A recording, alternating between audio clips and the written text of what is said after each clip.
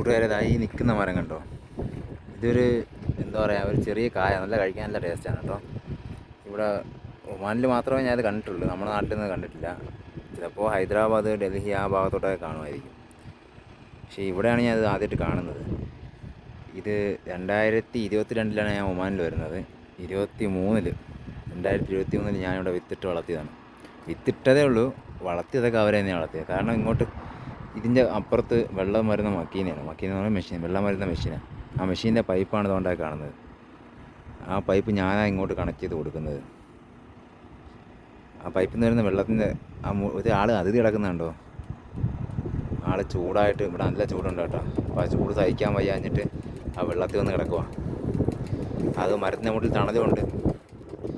ഇപ്പോൾ 2023, അത് കഴിഞ്ഞ് 2024 ഞാൻ നാട്ടിൽ വന്നിട്ട് 1 വർഷം അവിടെ സ്പെൻഡ് ചെയ്ത് 25-നാണ് തിരിച്ചു വരുന്നത്. 25 പകുതിയായി കഴിഞ്ഞിട്ടാണ് തിരിച്ചു വരുന്നത്. അപ്പോൾ വന്ന് നോക്കിയപ്പോൾ മരം ഇത്രയുണ്ട്. എന്തായാലും കൊള്ളാം, ഉപകാരപ്രദമായി.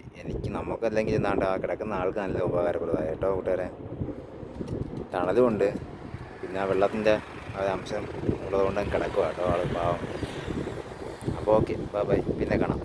അടുത്ത എന്തെങ്കിലും വിശേഷം ഉണ്ടെങ്കിൽ പറയാം.